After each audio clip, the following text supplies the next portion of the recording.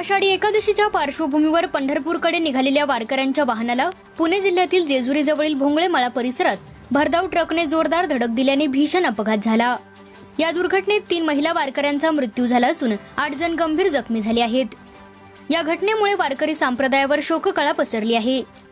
प्राथमिक माहितीनुसार ज्ञानेश्वर माऊलींच्या पालखी सोहळ्याबरोबर पंढरपूरच्या दिशेने निघालेला वारकऱ्यांचा टेम्पो आणि पायी चालणारे वारकरी जेजुरीच्या दिशेने जात असताना मागून भरधाव वेगाने आलेल्या ट्रकने टेम्पोला जोरदार धडक दिली।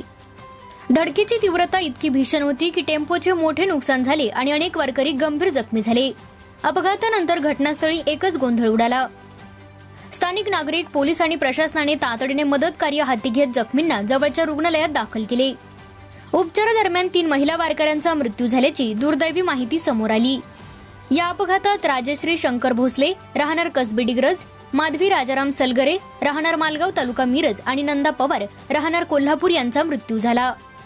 तर गीताबाई रोलार, रेखा दिनकर जगताप, मंगल पाटील राहणार डिग्रज, अक्काताई बबन कोळी राहणार शिरगाव, शांता शिवप्पा आळुकेकर राहणार मिरजगाव, कासुबाई गस्त, आशा लक्ष्मी विठ्ठल गडदे राहणार कवटे महांकाळ आणि शामराव चव्हाण राहणार परेची जिल्हा सांगली हे गंभीर जखमी झाली असून त्यांच्यावर उपचार सुरू आहेत।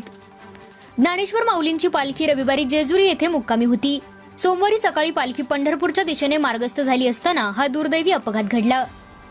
वारकऱ्यांच्या सुरक्षेसाठी विशेष वाहतूक व्यवस्था करण्यात आली होती। तरीही घडलेल्या या दुर्घटनेमुळे वारकऱ्यांच्या सुरक्षतेबाबत गंभीर प्रश्न उपस्थित झाले आहेत। दरम्यान पोलिसांनी घटनास्थळी पंचनामा करून पुढील तपास सुरू केला असून अपघाताचे नेमके कारण शोधण्याचे काम सुरू आहे। कवटे महांकाळ वार्ता न्यूज साठी मुख्य संपादक जगन्नाथ सकट।